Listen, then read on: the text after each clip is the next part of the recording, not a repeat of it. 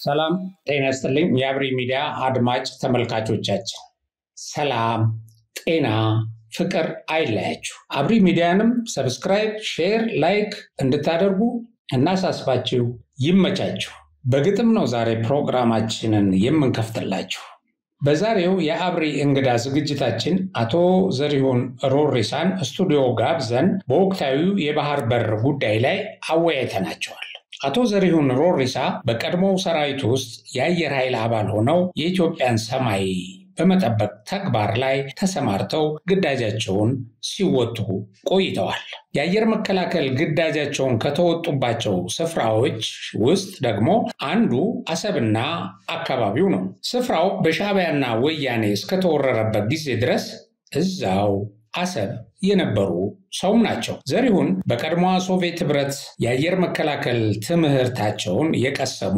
በተጨማሪም የህግ ትምህርት የተማሩና ከታሪክም አንፃር በኢትዮጵያ ታሪክ ዙሪያ ብዙ ያነበቡ ጎምቱ ሀገር ወዳድ ኢትዮጵያዊ ናቸው ኢትዮጵያ በአሰብ ላይ ታሪካዊም ህጋዊም ጂኦፖለቲካዊም መብት አላት የሚሉት እንግዳችን ይህንን መብቷን ለማስከበር በህግም በዲፕሎማሲውም በኃይልም የምትወስደው እርምጃ ዓለም አቀፍ ተቀባይነት አለው ይላሉ የኢትዮጵያ ጂኦግራፊ ከኤርትራ ጋር ውጊያ ቢደረግ የኢትዮጵያ ጂኦግራፊና የሰራዊቷ ዝግጁነት በአጭር ጊዜ ለአሸናፊነት ያበቃታል ባይም ናቸው አቶ ዘሪሁን ሮሪሳ እስከ ፕሮግራማችን ፍጻሜ ድረስ ከቆያችሁ በእነዚህ ጉዳይ ላይ ምሁሩና አገር ወዳዱ አቶ ዘሪሁን የሰጡትን ትንታኔ ታዳምጣላችሁ መልካም ቆይታ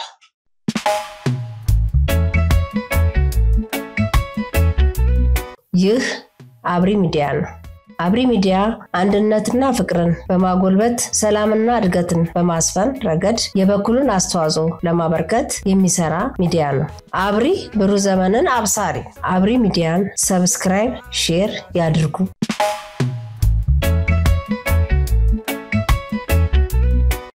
እሺ እንግዲህ አቶ ዘሪሁን ሮሪሳ የአብሪ ሚዲያን ጥሪ አክብረው ስለመጡና ያው የምንወያይበት ጉዳይ ደግሞ የሁሉም ዜጋ የሚያሳስብ ጉዳይ ነው ከባህር በር ጋር የተያያዘ ነው በዚህ ላይ ልምዶትን ያነበቡትን የሚያውቁትን የኖሩበትን እና ደግሞ ያው ምክረ ሐሳብም እንዲሰጡን ፈቃደኛ ሆነው ስቱዲዮአችን ስለተገኙ በአብሪ ሚዲያ ስታፍ ስም ከፍተኛ ምስጋና አቀርባለሁ እኔም አመሰግናለሁ እዚህ ስለጠራችሁን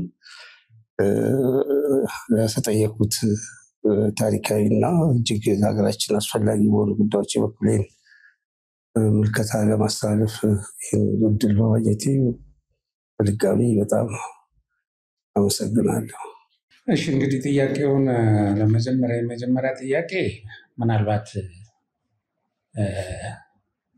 ጀነራል የሆነ ግን ሰፋ ያለ መልስ የሚፈልግ ጥያቄ ነውና አሁን ኢትዮጵያ የባህር በር ጥያቄ ስታነሳ በዚህ ዘመን በዚህ ትውልድ አብረው የሚነሱ ነገሮች አሉና ታሪካዊ መብት አላት እንደገና ደግሞ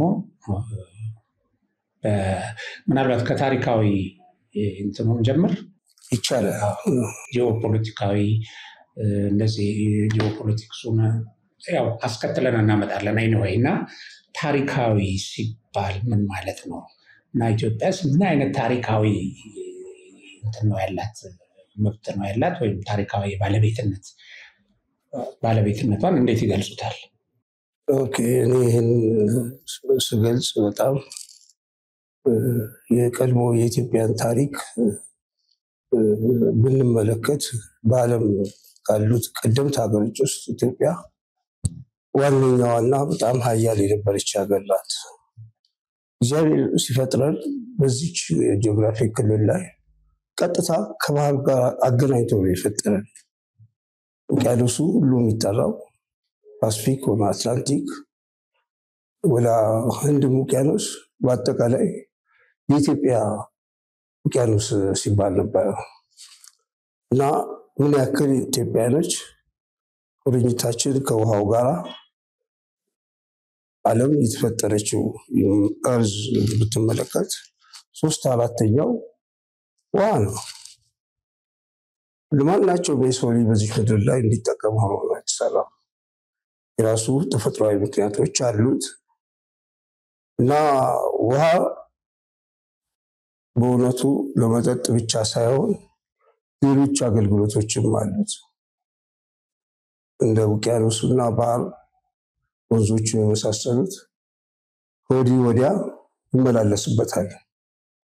ኢትዮጵያ ከቀድሞ ታሪኳ በምትመለከትበት ሰዓት በባህር ራቅ ያሉ ቦታዎች ላይ ንግድ ታደርግ ነበረ። ጊዜው የዛም እንጂ በአፄ ካሌብ ዘመነ መንግስት ላይ ወደ 5000 የሚጠጉ የተዋጊ ጀልባዎች መርከቦች የነበራት ሀገር ናት። በአካባቢያችን አንዳንድ ነገሮች ለውጦች በመምጣታቸው ያ የነበረው ስራችን ያ የነበረው ታሪካዊ ኩራታችን በሞላ እንዳልነበር ሆኖ ኢትዮጵያ ምንም ነገር የሌላት ሆና ተገኝታለች። በቅርቡ ይሄን ነገር ስናወራ አዱሊስ እና ዘይላ ወደቦች የኢትዮጵያ እንደሆነ ታሪክ በየትኛው ቦታ ላይ ብትፈልግ ያሳያል። በዚህ መከራከር መጨቃጨቅም አስፈላጊ አይደለም።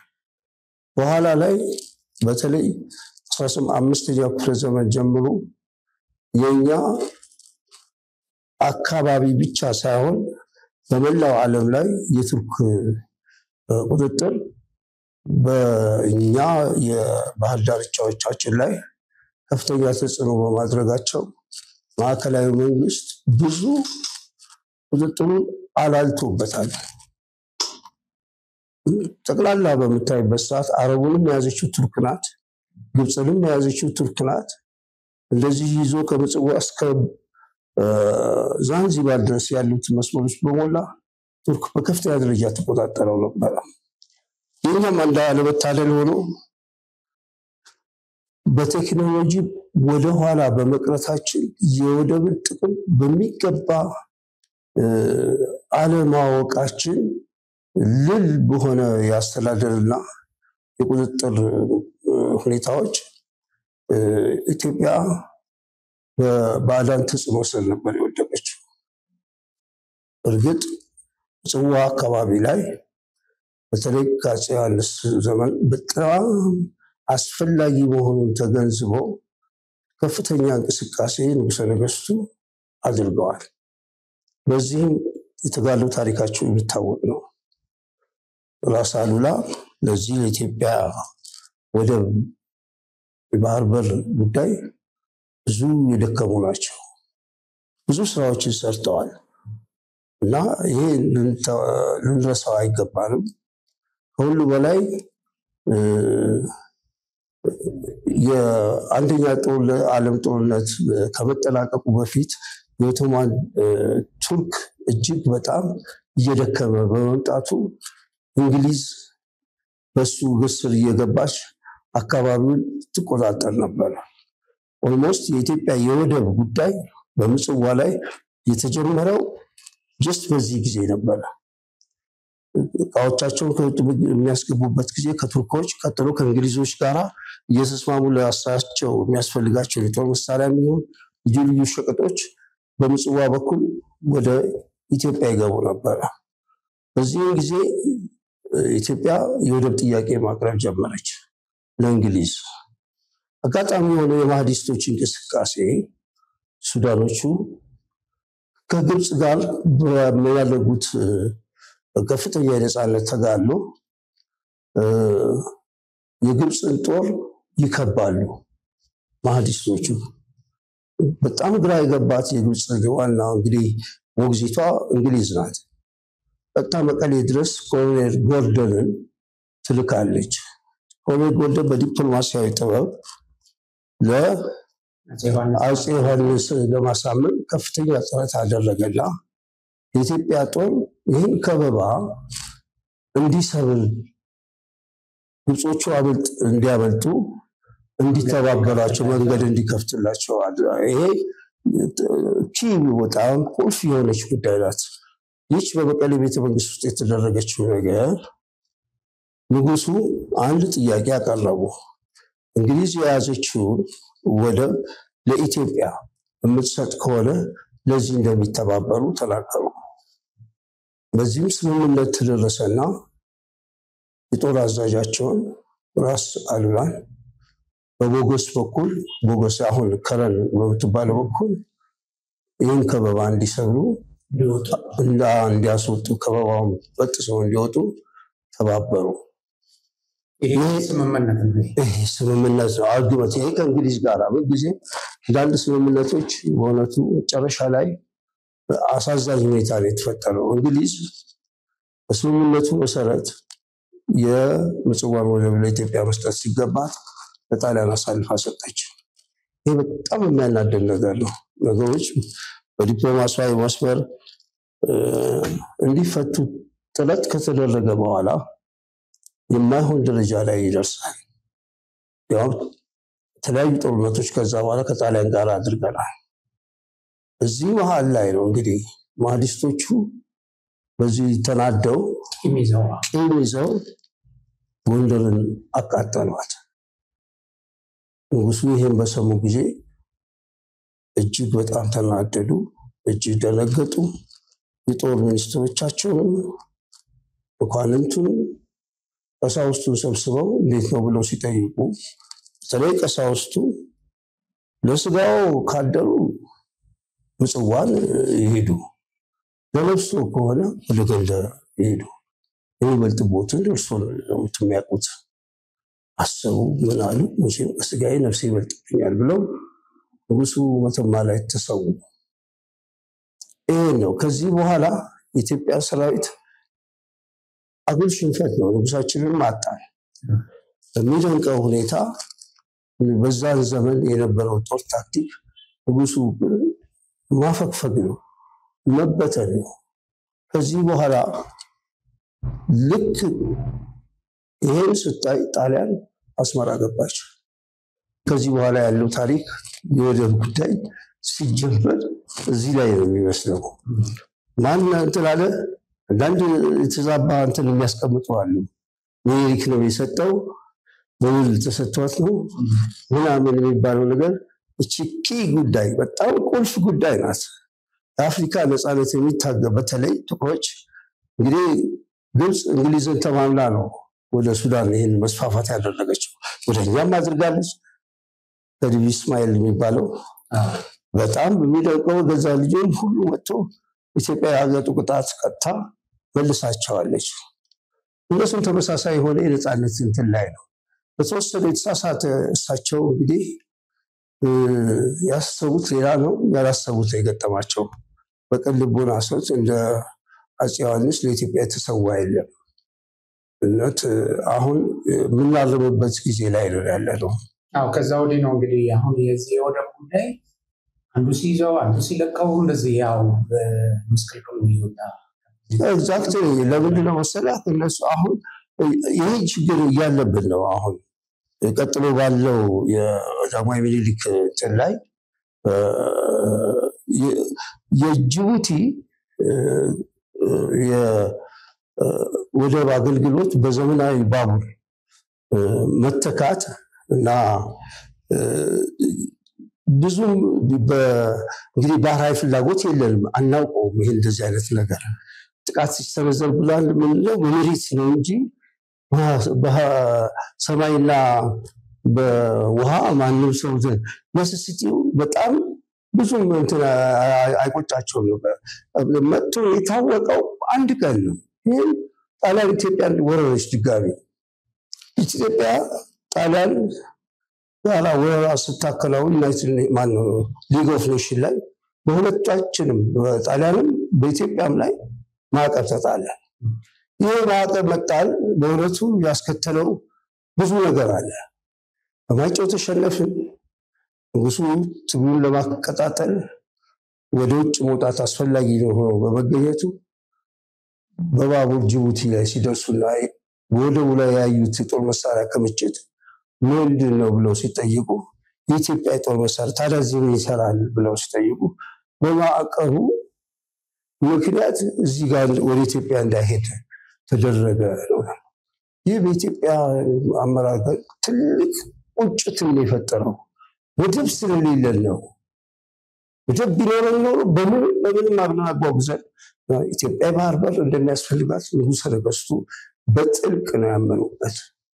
ከሌላው ጊዜ በቃ አሁን ስለሌለን ሳይሆን ስለተቀማን ነው። በተለያየ ምክንያት በልዩ ልዩ መንገድ የባህር በሮቻችን የተወሰደ በተንኮልም ኢትዮጵያን ለማንበርከክ የሚፈልግ ኃይል ሁሉ ያን አካባቢ ይዘው ነበረ በተለያየ ጊዜ። ያው ጣሊያኖች ይሄን ሰርተው ነው የመጡት። ሲመጡ ምንድነው ይሄ ተንኮል እኮ ሲጀመር በቃ የቅርብ ጎረቤቶች በኢትዮጵያን በጥሩ መልኩ የሚያዋርድ እውነቱን ለመናገር ከውስጥም የሚያዘጋጁልን ተቃዋሚ ኃይሎች አሉ። በዛን ጊዜ ከጦርነቱ በኋላ ጣሊያንም ተሸነፈች። እንደገና በእንግሊዝ ጉዳይ በሞግዚትነት ነው ኤርትራ እየተዳደረች የነበረው። በተደረገው ከፍተኛ ዲፕሎማሲያዊ ጥረትና ትግል ኢትዮጵያ በኮንፌዴሬሽን ከኤርትራ ጋር ተቀላቀለች። ይሄ አንዱ እንትን ነው።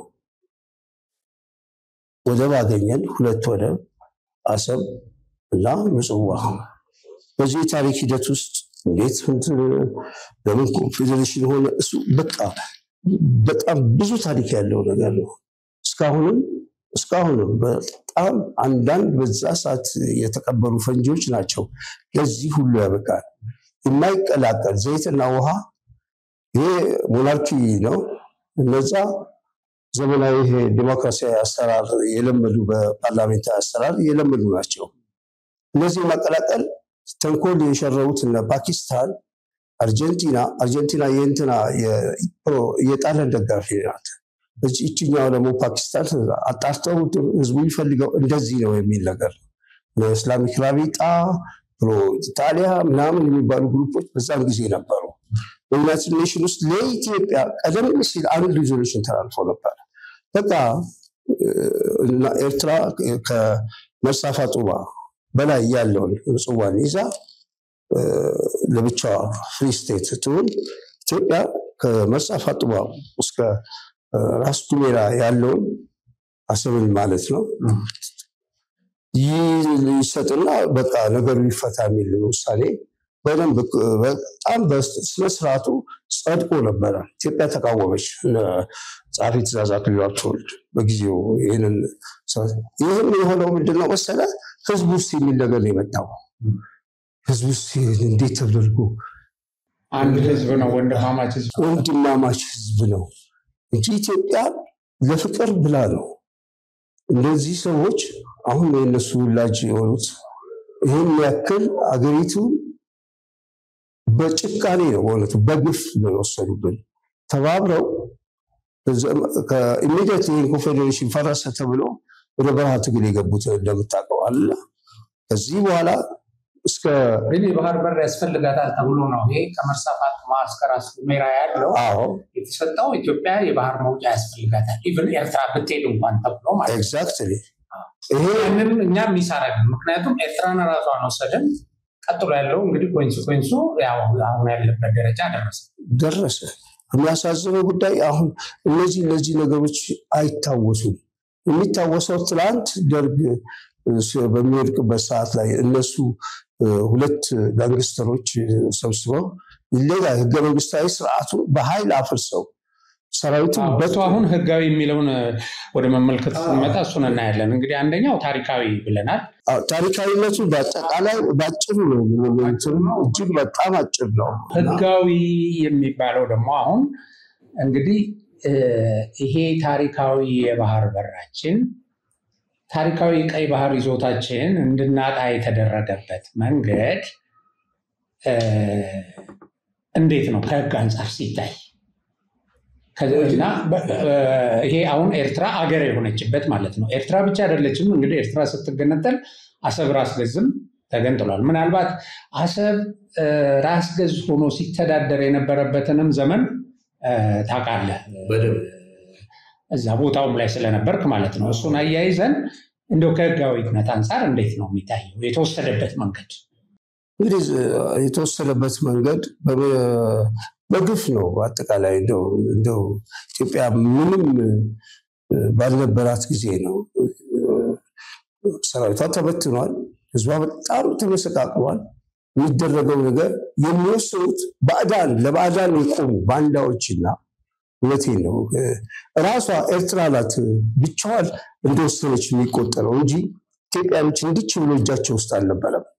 የውሸት የሽግግር ቻርተር መንግስት ዘተርፈ እየተባለ ህገ መንግስት ቀረጽን ብለው በመጨረሻው ሰዓት ላይ ምንም አይነት የህዝብ ውክልና ኢትዮጵያኖች ያልተሳተፉበት ያልመረጡት አንድ አይነት አንድ ቤተሰብ አንድ ቋንቋ አንድ የደም ሐረግ ያላቸው ሰዎች ሰባሰቡ አንድ ተልእኮ ቃል ገብተው እጅግ ፍራውድ እጅግ ተንኮል በተሞላበት ሁኔታ አጭበርብረው ኢንተርናሽናል ኮሚቴውን ማንኛውም የሚያማክሯቸው ሁሉ የጠላት ሰዎች ናቸው። በሚገርም ጉዳይ ህግ ተምረናል ብለው የሚያዋጣውን መንገድ ሁሉ ሲስተማቲክ እኛን አደንዝዘው አስደንግጠው ገለው ጨፍጭፈው አንገታችን ባስደፉበት ጊዜ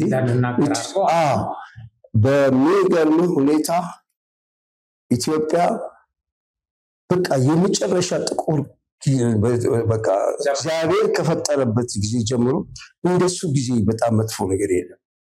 ምናልባት አንዳንድ ሰዎች ግራኝ መሐመድ እንደዚህ ነው በጭራሽ አይደለም። ግራኝ መሐመድ ኢትዮጵያዊ ነው። ኢትዮጵያን ያጎደላት ምንም ነገር የለም።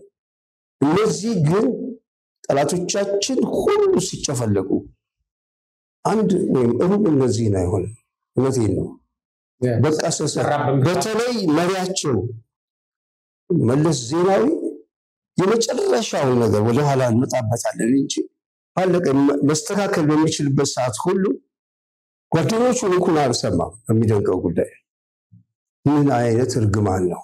እውነቴን ለመሰለ ዛሬ አሁን የደረስንበት ሁኔታ ላይ ደርሰናል። በህግ አንጻር ሲታይ ስለተወያዮቹ በሁለቱም ፓርቲዎች መካከል ያለ ኮንሰንት የሚባል ነገር አለ። ለህግ ተገቢ መሆንም ደግሞ አለ ውሉ። ይህ ውል የሚደንቀው ጉዳይ በምንም መልኩ የኢትዮጵያ ህዝብ ፈቃዱ አልተጠየቀም። ምንም ነገር ያለ ፈቃድ የተደረገ ውል ነው። ውሉን ከሚያፈርሱት አንዱ ምክንያት ፈቃድ የሚለው ነገር ያስፈልጋል እና ሁለቱም ተዋዋይ ወገኖች መኖር አለባቸው። ግድ ነው እና ይሄ ተዋዋይ ወገኖች በትክክል መወከል አለበት። አንተ አሁን ጠበቃ ነኝ ብለህ ወደዚህ ጠበቃ ወክዬዋለሁ ብሎ እዛ ፍርድ ቤት ሬጅስትራር በደንብ መወከል አለበት። ምንም የማያውቅ ኢቭን ይሄን ኮድ ኦፍ ኮንዳክት የሚባል ነገር አለ። ስርዓቱን ጠብቆ ነው ሊከራከርልህ። ይሄ ጠበቃ የሚደንቅ ጉዳይ በጠላት ጋር እንትኑ ሁሉ ስራዎቹ ሁሉ ዜሮ ነው የሚያደርገው። ሰውየው በግ ይጥቀጥ ማጭበርበር አይቻልም። ውክልና የሌላቸው ናቸው።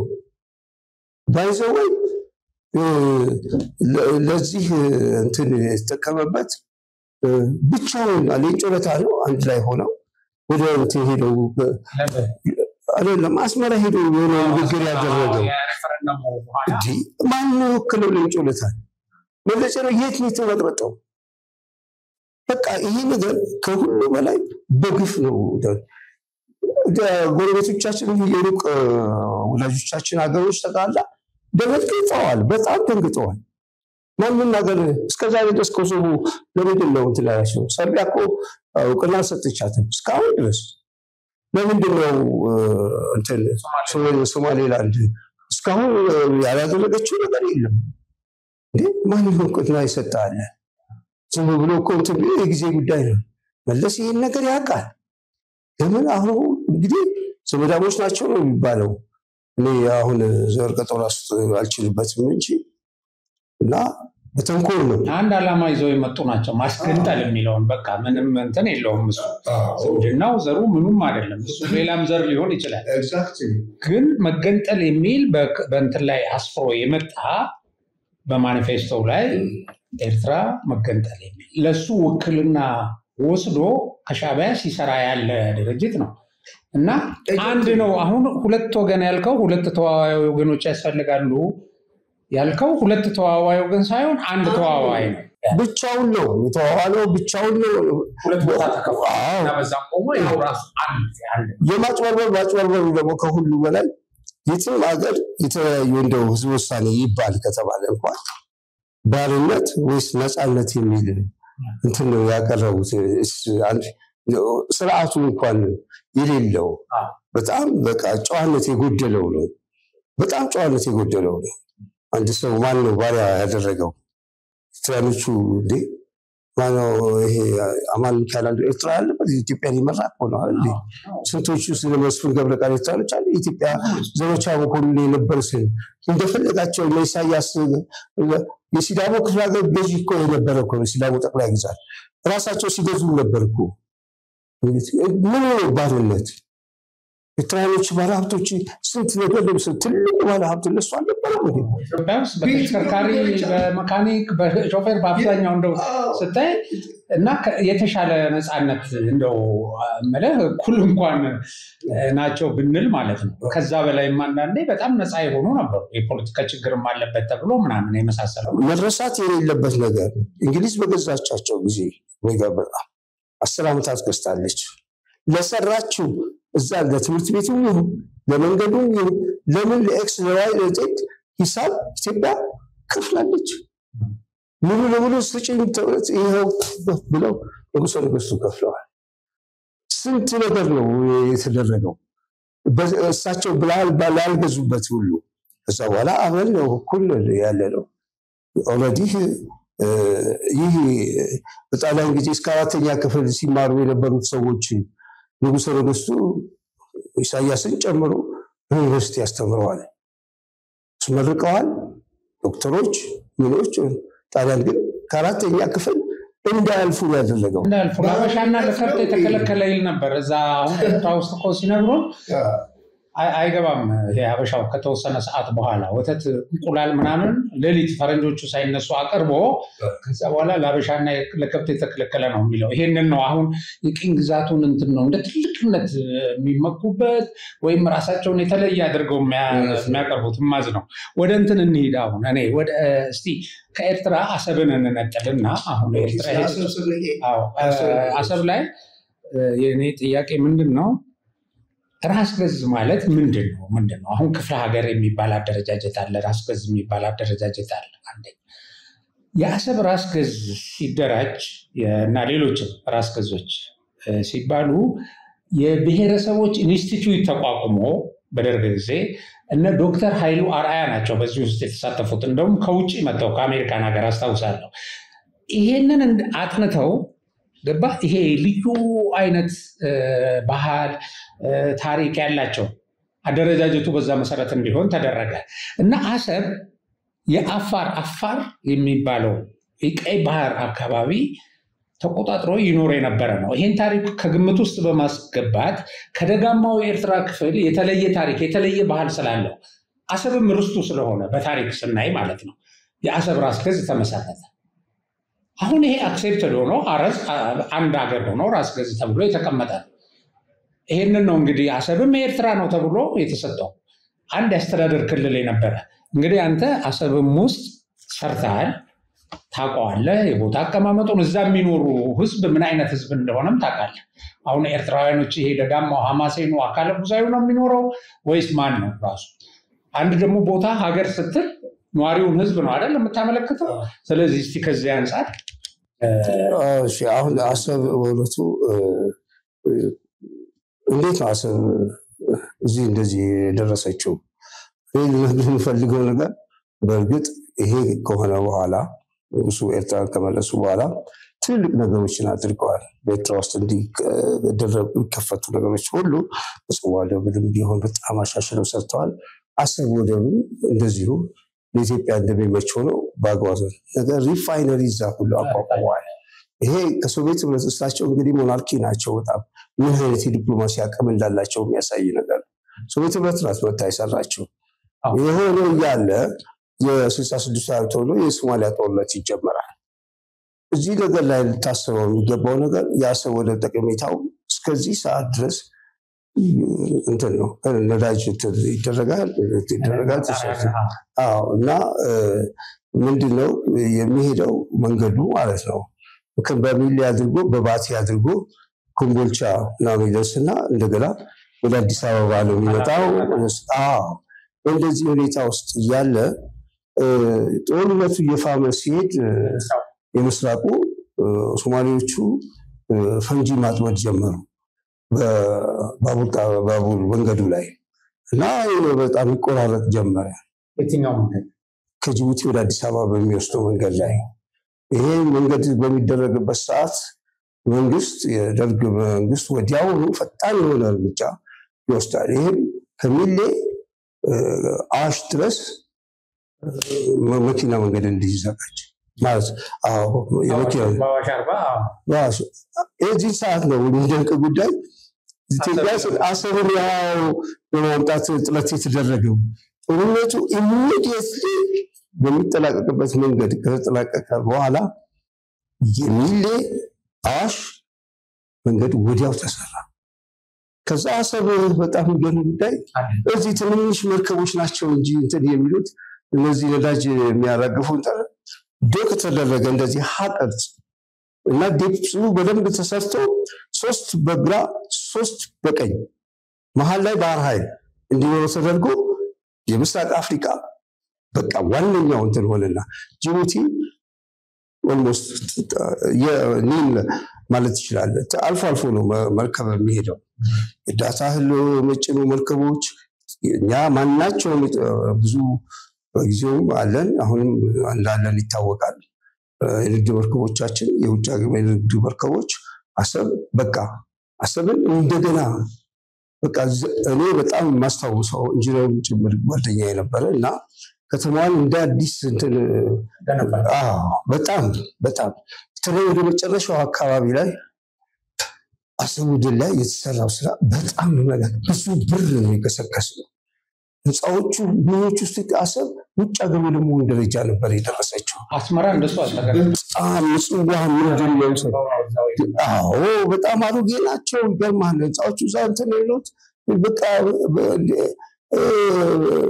መብራት ማታ ሲበራ በምታይበት ሰዓት ላይ በዛ ላይ መርከቦቹ እዛ ላይ ሆነው በአፍሪካ አይመስልም ነበር እውነቱን ለምነው። እዛ ሰዓት ያቺ ኢትዮጵያ ኮስት 100% የሚደንቀው ጉዳይ የሚያገለግለው ለኢትዮጵያ ብቻ ነው፣ ለማንም አገር አያገለግልም።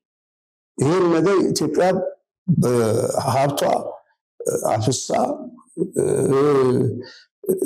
ባህር ኃይላችንን ደግሞ ብትወስድ የሚገርም ሁኔታ እዛ ውስጥ ያለው የባህር ኃይል ትልቅ ቤዝ ነው። ብዙ መርከቦች አሉ። ቀጠናዊ ቅኝትም ይደረጋል እና ደቡብ የመን ከደቡብ የመን በዚህ በጅቡቲ አድርገህ ላዩ እስከ ራስ ካሳብ ድረስ ያለውን እንትን ምጽዋ ላይ ካለው ጋር እየተቀናጀ የኢትዮጵያን ጥቅም ያስከብር ነበረ።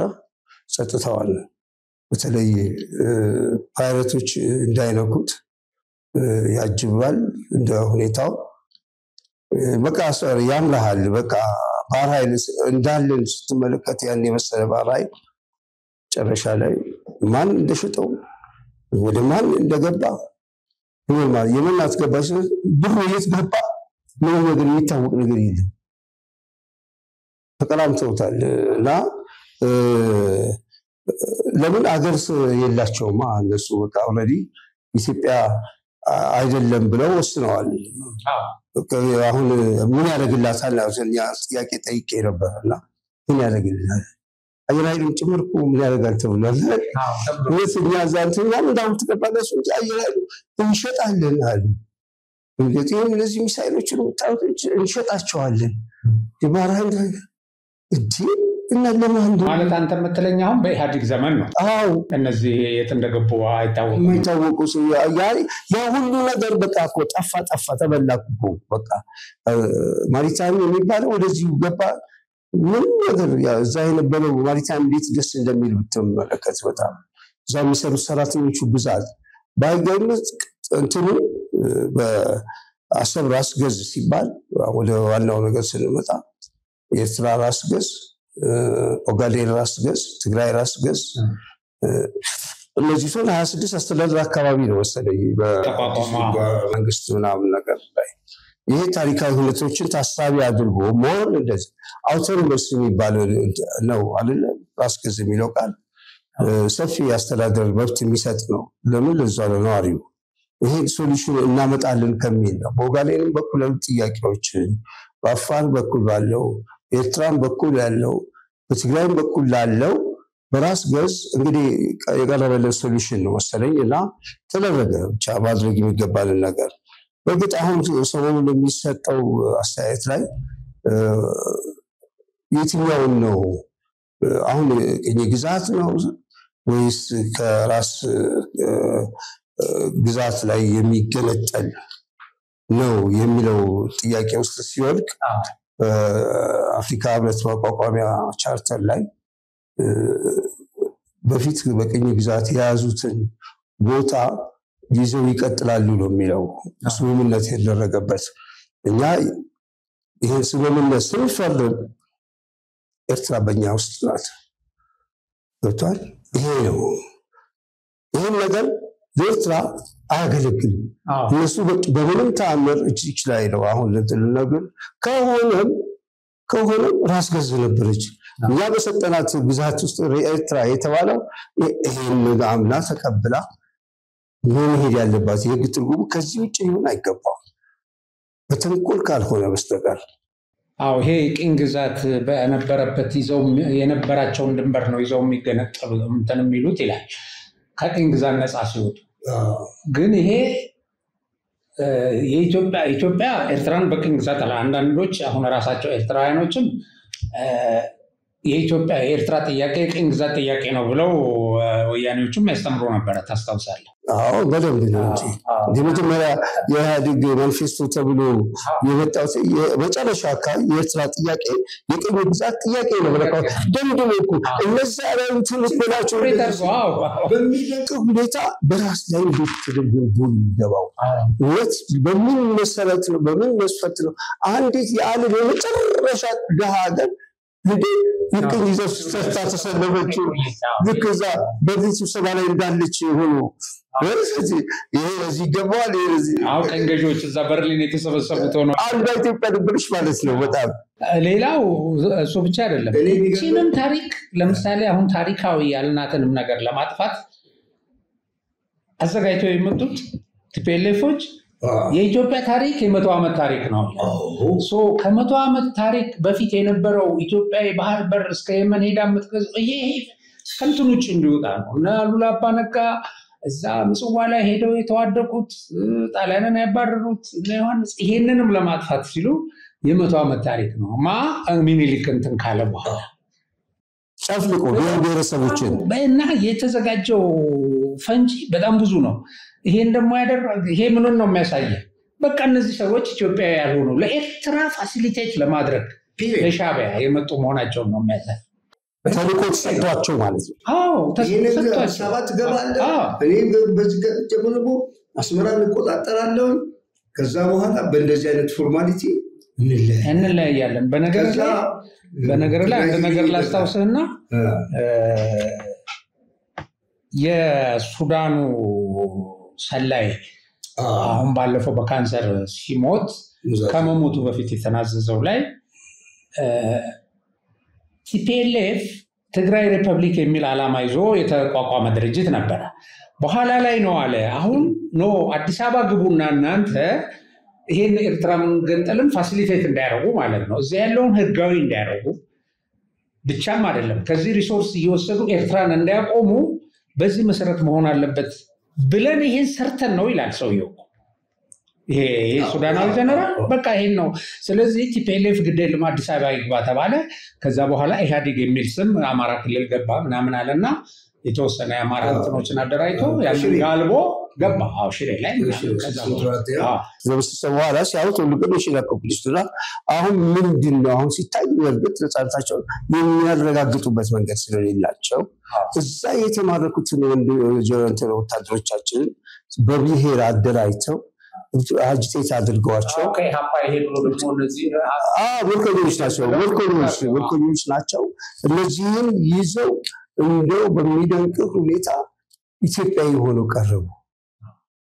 ኢትዮጵያዊ በምን የተለወሰ ማለት በማር ተለውሶ መርዝ ያለው ቦምብ ያለው ወጡ። በነገራችን ላይ ይሄን ያሁን የክልል እንትን ሲሰመር ሁሉም ያዝ እዛው የሚመለከታቸው ምንም ነገር ያላነሱት እኮ ነው።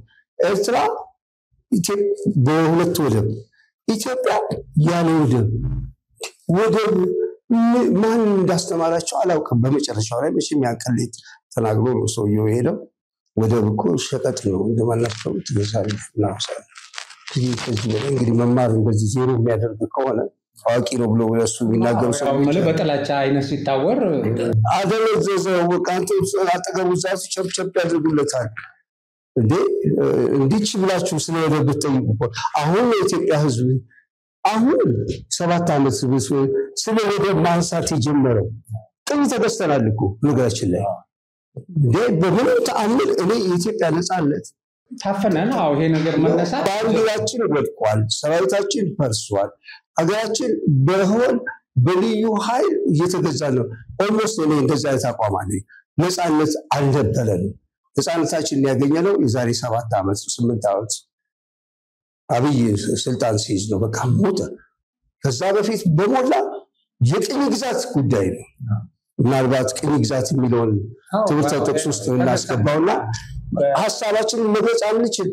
ተበትነን ሰራዊት እንግዲህ ነበርኩ እንደዚህ ስትመለከተው አንድ ሰራዊት ላይ ሲመጡ ወደኛ ጋር ወይቱ እንደዚህ የሚያፈሱ አየር ኃይል አያስፈልግም ብለው ተወካዮቹ ክልት እኮ ነው እኔ ሞር ሰራዊት አያስፈልገኝም ያለው ምን ለማለት ነው? ሚገርም ጉዳይ ነው። ሁሉ ነገራችን አፍራሶ እኮ እሱ አስመራ ነው። ኤርትራ ወረራም እኮ ባድመ ላይ ሲካሄድ ኦልሬዲ ሰራዊት ፈርሶ በጣም ጥቂት ሰራዊት ምናምን ነበር። ያየራልደረበት ይፈልጋለሁ እንደገና ተገንብቶ ነው ያን ጦርነት እሰይ በቃ አገሪቷን ሸንች ገላት ያው በቃ እንግዲህ ኢትዮጵያ አምላክ ነው ወሰለኝ ስለሳቸው ወጣላቸው። እንግዲህ እግዚአብሔር እንግዲህ እግዚአብሔር ስራ አሁን እቺን እንትን ለመጠቅለል አሁን ህጋዊ የምትለዋን ነጥብ የሄዱበት መንገድ ኤርትራ ሀገር እንድትሆን የተወሰነበት መንገድ እና የባህር በራችን አሰብም ተጨምሮ የሄደበት መንገድ ህጋዊ አይደለም ብለን ነው እንደምንድነው? ይሄው እንትን መሰረት እኮ ፍቃዳችን ያልተሰጠበት ነው። የወከለን ሰው በቃ ድርዬ ማናቀው ነው። ለዚህ ላይ ኢትዮጵያን አይወክልም፣ ጓደኞቹም አይወክሉም። ምንም ወኪል በሌለባት አንድ ዘፋኝ ነበረ ማነው እንደሚባል ማንሽ ማን ይሆን ጠበቃሽ ማን ይሆን የነበረሽ ሁሉ እንዳልነበር ሲሆን ወለቱ ማን አለ ወረታው ይባል ወረታው እንደዛ አንዳንድ ጊዜ እንዳይመጣል እሱ ዘፈን ሲሰማ በዛን ሰዓት ላይ የተፈጸመብን ግፍ ምን ጊዜም በልጆቻችን ሊታወስ ይገባል። ይሄን ነገር ማድረም አለብን። ኢትዮጵያኖች በመሃል እንግዲህ ወደ መጨረሻው አካባቢ ላይ ምን መሆን እንደሚገባል እንናገራለን። ህጋዊ ነው አይደለም? በኔ በኩል በምንም ሳምር ህግ አይደለም፣ ህገ ወጥ ነው። ስምምነቱ ያደረጋቸው ነገሮች ሁሉ ሌሎች ስምምነቶች ሁሉ ዜሮ ይሆናሉ። እንደገና ነው እናጸድቃቸው። እንደገና ለምን ኢትዮጵያ ከዚህ ነው መነሳት ያለበት? ሶሊድ ከሆነ ነገር ነው ለፈለገ ኪሳራ ያስከትላል። የሚደንቀው ጉዳይ እዛ ውስጥ የተደረጉት በሽግግሩ መንግስት የተዋዋላቸው ውሎች ከየትኛውም ሀገር ጋር ኢንተርናሽናል ኮንቬንሽን ተስማምቶ ከሆነ ኢትዮጵያ የለችበት። ኢትዮጵያ ነፃነቷን ተቀምጣለች በአጭበርባሪዎች በወንበዴዎች። የሚደንቀው ጉዳይ ደግሞ አንድ አይነት መሆኑ ያስመራና ሻዕቢያ እኮ እዚህ እኮ አዲስ አበባ ላይ እኮ እስር ቤት ነበረው ብዙ ነገር ያደርጋል። ገበያ አቁሞ እየሸመተ የጫና ይወስድ ነበር፣ ሰዎች ይገል ነበረ። ነበር የሚያደርገው ያስታውሳለሁ። እንደነ ተስፋ ሚካኤል ጆርጆ፣ ሳራ ተክሌ የሚባል እዚህ አፈር ነው እዚህ ገሏል። አሁን ተስፋ ሚካኤል ጆርጆ የሚባለው የሻዕቢያ ኮማንዶ ገብቶ እንትኑን በሌላ እንግዲህ ጂኦፖለቲክሱ ላይ እንሄድ። ያው ዞሮ እነዚህ ናቸው ጥያቄዎቻችን የምናጠነጥንባቸው እና አሁን የጂኦፖለቲክስ ጉዳይ ደግሞ የጂኦፖለቲክስ ጉዳይ ትልቅ ቦታ የሚሰጠው ነው። ሀገሪቱ እንግዲህ የባህር በራታ 130 ሚሊዮን ህዝብ ያለው እንትን ተከቦ ታፍኖ ነው ያለው። ያለበት ቀጠና ደግሞ ሌሎች ሀገሮች ከሩቅ መጥተው ቀጠናው ላይ የሚንቀሳቀሱበት ነው እና ከዚህ አንፃር ኢትዮጵያ አሁን ካለችበት ከባህር ቅርብ ሆና እነዚህ ሁሉ ነገሮች ደግሞ እንዴት ይታያሉ? የህልውና ጉዳይ ነው የሚደንቀው ጉዳይ። ይሄ ጂኦፖለቲክሱ እጅግ በጣም ኢትዮጵያ ያለችበት አካባቢ ወጽል ነገር አሁን እንደው አምጣውና ሶስተኛ ዓለም ጦርነት ቢነሳ እንዴት ኃይለኛ ትርምስ እንደሚፈጠር ይሄን ቦታ ለመቆጣጠር እኛ ባታችን ይጥሉ አሜሪካን፣ ቻይና፣ ጃፓን ስንት ሀገሮች እንደ ጅቡቲ ላይ የጦር ሰፈር ሊኖራቸው ይቻላል። ቦታው እጅግ አስፈላጊ ነው።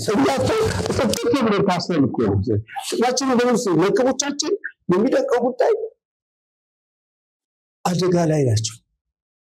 ወይስ ነው ባለፈው ሀውቲዎች እንዴት አድርገው እስራኤልና የአሜሪካንን ነገር እንዳደረጉት የሆኑ እኮ ነገሮች ናቸው። ይገርማል። ምሳሌ ትንሽ ስላለኝ የሚገርም ጉዳይ እንዴት እንደሱ መጨረሻ ላይ ጥላት እያመጡ መጡ።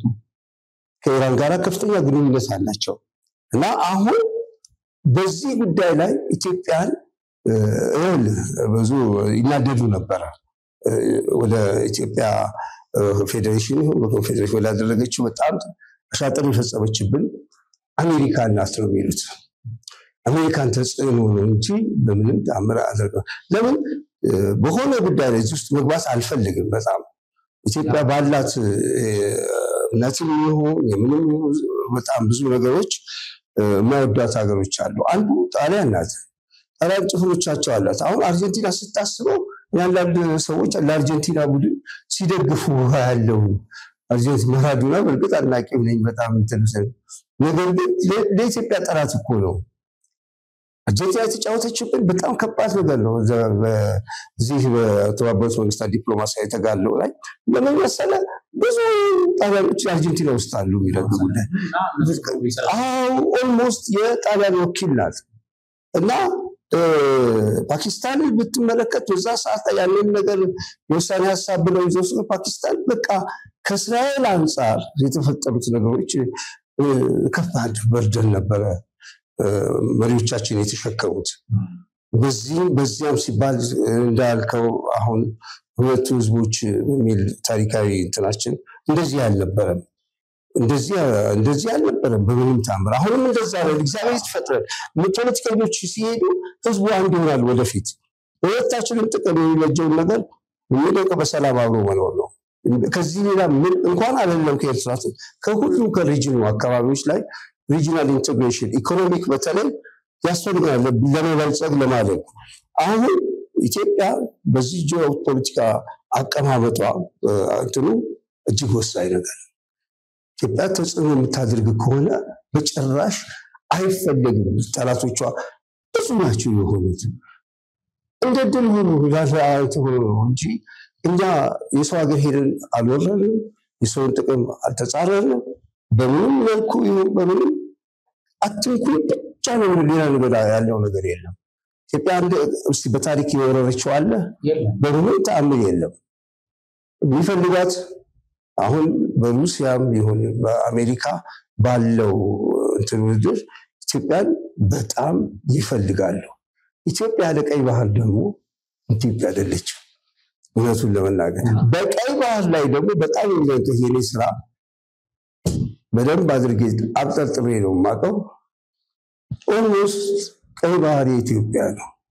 በፈለግነው ጊዜ ነው የፈለግነው ፖለቲካ አቀማመጣችን የሚደንቅ የፈለግነው እንድናደርግ ይፈቅድልናል። አስመራ ምንም ነገር ማድረጋችን ምንም ነገር ማድረግ አቅም የላትም። እኔ አንድ ጊዜ ሰራቦል ደሴት ይባላል እዛ ከአሰብ አጠገብ ጉብታ ነገር ነው እንደዚህ ሪፋይነሪውን ለማጥቃት በሌሊት መጥተው ማጥቃት ፈጽመው በፈጣን ጀልባ አምልጠው ሄዱ። ከዛ በኋላ ነው ይሄን ነገር ማሰብ የጀመረው። ተልእኮም ተሰጥቶኝ ነው ይሄን ነገር ያየሁት።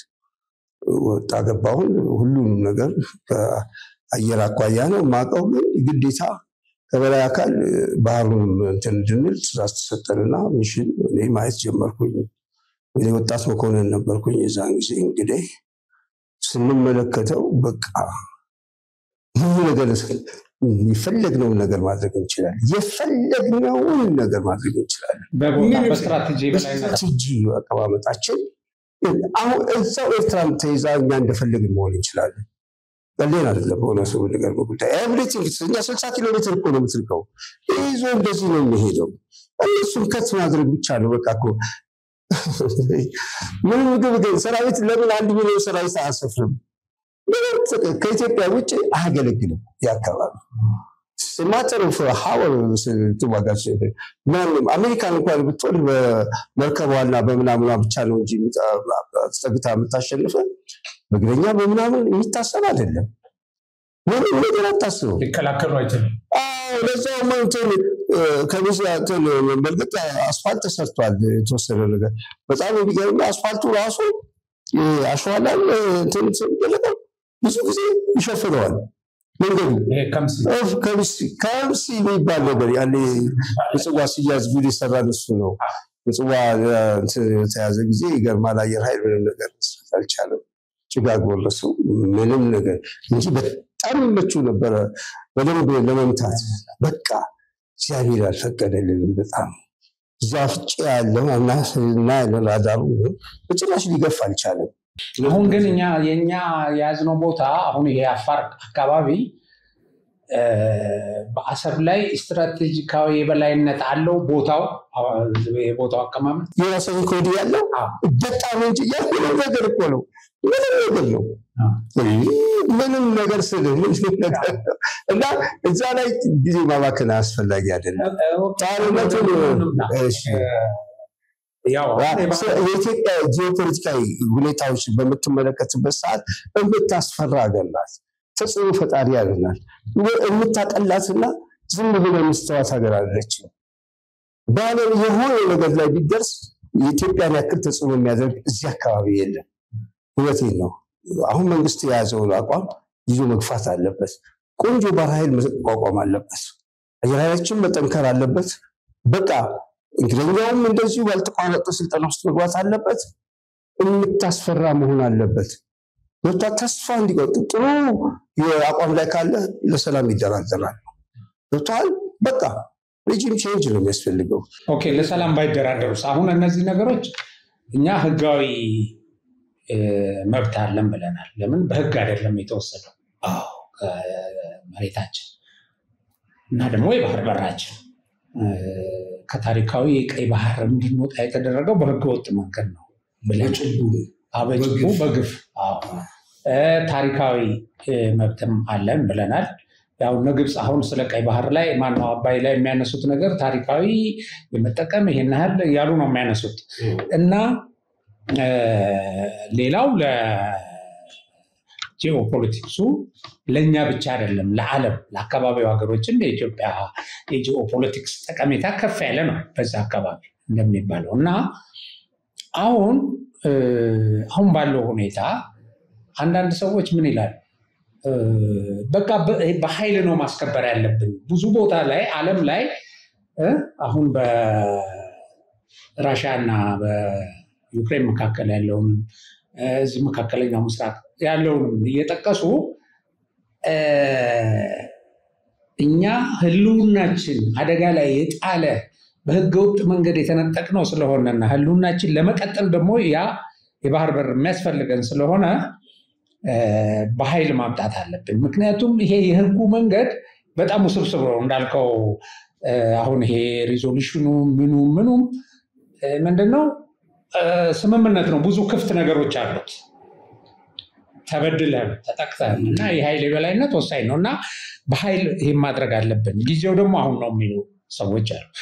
ሌላው ደግሞ በህግ ይላል። ይሄ የህጉ መንገድ መጠበቅ አሁን ያለውን እድል ያመልጠናል የሚሉም አሉና እስቲ እዚህ ላይ ያለንን ነገር ተነጋግረን እናብቃ። አሁን እንደውም ሰፊ ነገር ያነሳው የተለያየ አቋም ልንይዝ እንችላለን፣ ግን ሁሉም አማራጮች ጠረጴዛው ላይ አሉ። ሁሉንም ነገሮች ሳይመልቲነስሊ መስራት ይገባል። ከሁሉ በላይ በጣም ከባዱ ለጦርን ማዘጋጀት ነው። ሁለተኛው ህዝብን ማዘጋጀት ነው። ሶስት ሁልጊዜ ለዚህ ዘመቻ ስትገባ ከባድ የሆነ ስራ የሚያስፈልገው አንድ ሆነ ስትገባና እንደዚህ አይነት ነገር ክፍፍል ኖሮ ስትገባ ውጤቱ ላይ ትንሽ ተጽዕኖ ያደርጋል። የሚሰራብንም እዛ ላይ ነው። ይሄን መበጣጠስ ያስፈልጋል። ለሶስት ጊዜ ማሰብ አለብን እና አገርን ማስቀደም አለብን። በእውነቱ የተወሰኑ ስራዎች መሰራት ካለበት እነዚህ ስራዎች በሁሉም ወገን መሰራት አለበት እና ብሔራዊ ኮሚቴ ብዙ ጊዜ እንደዚህ ነው ማለት ነው። ጉዳዩ በቃ የህልውና ጉዳይ ነው። ለጥቂት ፖለቲከኞች ወይም ባለስልጣኖች የሚተው አይደለም እና የጋራ የኢትዮጵያኖች ጉዳይ ነው። አሰብ ወደብ ያስፈልገናል አያስፈልገንም? ከውይይቶቻችን እንደምንነሳው ንጉሱ ተናደው በጣም ያዩትን ነገር ወደብ ስለሌለን ነው። የባህር በር ጉዳይ የህልውና ጉዳይ ነው። በአመት $2 ቢሊዮን ለጅቡቲ እንከፍላለን ነው የሚባለው። ወደፊት እያደረገ ሲሄድ ደግሞ 4ም 5ም 6ም እያለ ብዙ አሁን ለትንሽ ነገሮችን ነገር የምንሰጠው በእነሱ እንትን ውስጥ ገባን። ተጽዕኖ ስንን ኦልሞስት እያስገበሩ በቃ መገበርን የምትቀበል ከሆነ አዎ ራሱ ምን ያባቱ ልክ እንደመለስ ሸቀጥ ነው። በቃ ፈጽሞ ይህ ጉዳይ እልህ የሚያስይዝ ነገር ነው። 3/4 ከሆነ የዓለማችን ክፍል ላይ መጠቀም አለብኝ ብለህ ከወሰንክ ምንም ማድረግ የሚገባን መክፈል የሚገባን ማናቸውም ነገሮች ሁሉ መክፈል አለብህ። አሁን እየታየ ያለው መነሳሳት ዛሬ 27 ዓመት ጀምሮ በ30 ዓመት አይዶን ነው ዋቲቨልሲስ ወያኔ ጋር እቺ ማንሳት አሁን ጊዜው የኛ ነው። የተሰራብንን ነገሮች መንፈታታበት እነሱ ወደ ግራ የገመዱትን እኛ በዚህኛው ሳይድ ወደ ቀኝ መሄድ አለብንና መፍታት አለብን። ስለዚህ ኢትዮጵያኖች በሞላ በአንድ መቆም አለብን። ቅድሚያ የሚሰጣቸው ይሄ ነው ተብሎ ዋናው ነገር ሊቆም አይገባም። አንደኛ ጦርነቱን መሸከም የሚችል ኢኮኖሚ መገንባት እየተሰራ ያለው ኢትዮጵያ አሁን በተለይ በቅርቡ ያየናቸው የአባይ መገደብ የሪፋይነሪው ማለት የነዳጅ መውጣቱ የሚታሰብ አልነበረም። እኔ ድንገተኛ ነገር ነው የሆነብኝ። እንዴ አሁን ኢትዮጵያ የውጭ ምንዛሬ እንትን ስትመለከት ፎሬን እንትኑ ኤክስፖርት ያደረገችውና ኢምፖርት ያደረገችው ባህል $32 ቢሊዮን መድረሱ እኔ ማስበው ነገር አልነበረም። በጭራሽ የሚታሰብ አይደለም። እዚህ አካባቢያችን ሀገሮች ሁሉ የላቸውም የዛን ያክል ነገር። ኢትዮጵያ እንደዚህ በአጭር ጊዜ ውስጥ በእርግጥ ብዙ ነገሮች አሉብን። ወጪዎች ከህዝብ ብዛታችን አንጻር ሲታይ ትንሽ ሊሆን ይችላል። ነገር ግን ተስፋ አለ። ተስፋ የምንለመልመው ግን ብዙ ነገሮች ተሻችለን ስንሆን ነው። በነገሮች ሁሉ ጽንፍ እየረገጥን ሊሆን አይችልም። ስለዚህ እኔ ጦርነቱ በቃ እንትን ከሆንክ በቃ ዝግጁ ከሆንክ በሁሉም ነገር ይገርማል ወደ ሰላም ትጠራዋለህ። በዲፕሎማሲ እንገባለን ቅድም ኃይለ ሥላሴ እንዴት አድርገው በዲፕሎማሲ መስመር ይዘውት እንደገና አክሊሉ ሀብተወልድ ማለት ነው በህጋዊ መንገድ ክፍተቶች አሉ አሁን ቅድም እንደተረዳነው አሁን በዚህ በእንትኖች በቪና እንትን ላይ ጉዳዩ እንደገና የሚታይበት መንገድ አለ በተለይ ተንኮል ካለበት ማጭበርበሮች ካሉበት በየትሪቲ ኦፍ ትሪቲ ነው የሚባለው አይደል እዚህ ላይ ነገሮችን ዋጋ ለመስጠት የሚያስችልህ ትሪቲውን የምትቀበልበትና ማትቀበልበት እንትኖች አሉ በዚህ ሁኔታ ውስጥ እንትኖችን መስረት ይቻላል ሌላው በሂደቱ ላይ የተባበሩት መንግስታትም ትክክል አልሰራም ከዚህ በፊት የተወሰኑትን ውሳኔዎች እንደገና መመርመር የሚያስችል የህግ አግባብ ካለ እሱ ያልሰራው እኮ ቡትሮስ ጋር ስለነበር ይሄ ነገር ጥብቅ የሆነ ዘመቻ ይፈልጋል ይሄ ብሔራዊ ኮሚቴ ብሔራዊ ኮሚሽን ለአድቫይዘሪ ወይም ለቲንክ ታንክም በለው እንደምንም ነገር ብዙ በማቋቋም ለአስፈጻሚ ይሁን ለጋውጪው የውሳኔ ሐሳብ የሚያቀርብና እስከ ፍጻሜ ድረስ የሚከታተል ትልቅ እንትን በቃ ተቋም መፈጠር አለበት ራሱን የቻለ በሚኒስቴር ደረጃ ይሁን በኮሚሽን ደረጃ ይህን ነገር ኢትዮጵያ ያጣችውን ነገር መልሳ ልታገኝ ተቃዋሚ በሆነ ሁኔታ መዘጋጀትና መስራት አለበት በጊዜ ከፋፍለን በምዕራፍ ከፋፍለን እነዚህ ነገሮች መስራት አለብን እና ይሄ ኃይል ብቻ ነው የሚያማር ይሄ ህግ ብቻ ነው ሁሉም አማራጮች በሞላ ተጠቅመናል አሁን መንግስት እያለ ያለው የመጀመሪያው ነገር በሰላማዊ መንገድ ነው መንግስት አቋም አሁን የሚደረገው ነገር አፕሪሺየት አደርጋለሁ ምንም አይነት ነገር ያደረገው ነገር የለም እስካሁን ከወሬ በስተቀር እንደዚህ እንደተባለ አንዲት ነገር መሬት ላይ የምትታይ ነገር የለችም በቀደም ግን ያስተረገው በጣም ቆንጆ የውጭ ጉዳይ ሚኒስትሩ ለተባበሩት መንግስታት በጣም ከባድ ጽሁፍ ያስገባው ቆንጆ ነው መደራደር እየተፈጠረ ነው ይሄም ማለት ኤርትራ በኢትዮጵያ ውስጥ ጉዳይ ውስጥ እየገባች ከባድ የሆነ ለኢትዮጵያ የህልውና አደጋ ሆናለች ነው በቃ ይሄ ነገር በትክክል ረጦ ማሳየት እንደገና በዚህ ላይ ጠንክሮ መግዛት ያስፈልጋል ስጋት ይሆናለች እንደው ፌልስ ታረግ ብዙ ነገሮችን ሲደረግ ይሄኛው ግን ኮንክሪት ነው ለምንድን ብትለይ ያቺ የተፈጠረችው ሀገር በግፍም ይሁን በምንም ለኔ አደጋ ሆናለች ስለዚህ ሪጅን ቼንጅ ያስፈልጋል እነሱ ያደረጉትን ቀደም እንደገመዱ ማለት ነው እኛ ደግሞ ወደ ቀኝ እንገምደዋለን ብዙዎቻችን መካከል አንድነትን ቢፈጠርና አካባቢ እድገትና ሰላም በእውነቱ ለኤርትራኖች ከሁሉ በላይ በጣም ጠቃሚ ነው አሰብ አሁን ማንንም እየተቀበለ ምጽዋ ምንም ነገር እየተደረገበት አይደለም መለስ ብለን ማየት አለብን ከቂም መያዝ መውጣት አለብን ሁላችንም የሚገርመው ነገር ወደፊት ነው ማየት ያለብን ጊዜያዊ ነው ይሄ እነዚህ ነገሮች የሁለቱ ሀገሮች ግንኙነት እግዚአብሔር የፈጠረው ነው ይሄንን ማሰብ አለብን ብዙ ነገር ነው ተጠቀመው ኢትዮጵያ ሸቀጦቿ ወደ ውጭ በሆነ ውስጥ ታስገባና ስታወጣ በእነዚህ ወደ ውስጥ ተጠቀም ከሁሉ በላይ የሚጠቀሙት ኤርትራኖች ናቸው ብዙ አንድ ወደብ ላይ ባታምኑ ማአት ይስማሙ ወሎ ነው ራስህ የሚቀርበው ሰው እዛ አብዛኛው የሚመስልህ ልዩ ደግሞ ማውሳ አውራጃ ውስጥ ነበረ መሰለኝ ድሮም እና ከኤርትራኖች ይልቅ ትግራዮች በብዛት አስረው ያለው ይኖራሉ ኤርትራኖቹ ትንሽ ራቅ ይልባቸዋል አፋር ነው ያለው አፋር ነው በነገራችን ላይ አፋርማ ናቹራል ብዙ ምንም ነገሩ ግን ከዚህ ወጥቶ እንጀራ ፍለጋ የሚመጡ ብዙ ሰዎች አሉ ከዚህ ከመሀል ሀገር ከእንደዚህ አሁን ኤርትራኖቹ በዛው በከፍተኛ ደረጃ ኢኮኖሚያቸው ያድጋል ኢትዮጵያ ምንድን ነው የሚጎዱት ነገር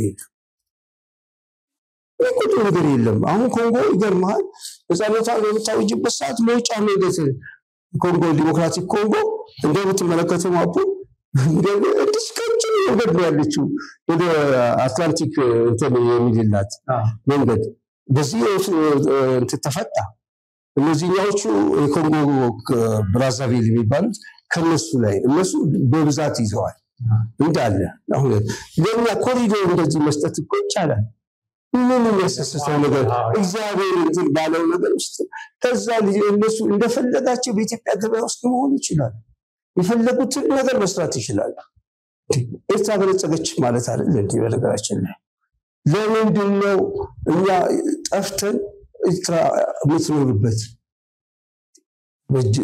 ውስጥ ጉዳያችን ያወሳሰቡበት እኛ ብንጠፋ ምን ይጠቀማል እኛም እነሱ አሁን ምን አለብን ሶሉሽን የሚሆነው ሁሉ ጊዜ ሰጥቶ መቀበል ነው ብዙ ጊዜ እኛ ምን እንሰጣቸዋለን ይሄ መንግስት ወደራድራ የሚፈልገው ነገር አለ ከዛም በላይ አለ ህዝቡ እንደፈለገ መነገድ ይችላል ሰፊ ገበያ ነው ወደራችን ላይ እነሱ 4 ሚሊዮን እንደዚህ ቢሆኑ ነው እዚህ ግን 130 ሚሊዮን ህዝብ እጅግ ሰፊ ነው እና ሊታሰብበት የሚገባው ነገር ቀናው ነው ከዚህ ከቀናው ጎን ለጎን ግን ጠንካራ የጦር ኃይል ሊኖር ይገባል ይሄንን የጦር ኃይል በዚህም በዛም መኮርኮሙ ማናችንም ይጎዳናል እንጂ አይጠቅመንም ለኔ ሶሉሽን ብዬ የማስበው ቅድሚያ ለሰላም መስጠትና ዲፕሎማሲያዊ ህጋዊ ነገር ተከትሎ ያለ መታከት ተስፋ ባለዋጡ ነገሮች አሉ ከጋንጻር ብዙ እነዚህ እንትን አለለም ጥሩ ዲፕሎማሲ መስራት ከዛ እንዳልከው የሰራዊት ዝግጁነት ነው በጣም አስፈላጊው እሱ ነው ጠንካራ ሆነ ከተገኘ ሁሉ ጊዜ ይበረከካሉ ለምሳሌ ወሰድ የሚቻለው የክሬሚያን ጉዳይ ነው ክሬሚያ አሁን የመጨረሻ ነገር ላይ በዩክሬን በቃ ራሽያ ያዘችው ግዛት ወልደሽም ጠላሽ ምንም ነገር በቃ እኮ በቃ ኦኬ ነው በቃ ምንም ነገር የሚመጣ ነገር የለም ወደ ኋላ ተመለስ ለዚህ ነው ያስነት 2014 ዓመተ ምህረት ላይ ሲጀመር እኮ የኔቶ መስፋፋት እንጂ ገብቷል እና ገባችሁ እንደዚህ እንትን ብለው ነው ብላ ነው ኔቶ ሬዳ ሊገባ ነው እና ለህልውናው አደጋ መሆኑ ብላክ ሲ ላይ ያላትን ነገር በቀጥታ ሰከንድ አልፈጀባትም አረጋገጠችና ጸጥ ብላ ቁጭ አለች ከዛ እንግዲህ የዘር ጉዳይ ተነስታና ናዚ በእርግጠኛ ሌላ ጊዜ በተመልሳው የዩክሬን እንትኖች ንጹህ ናዚዎች ናቸው ናዚዎች ውላጆች ናቸው የሚገርም ሁኔታ ጀርመን የሰራችው ስራ ነው በያዘች ጊዜ እዛ እና እኛም እዚህ ጠንካራ ከሆነ ወለቴ ነው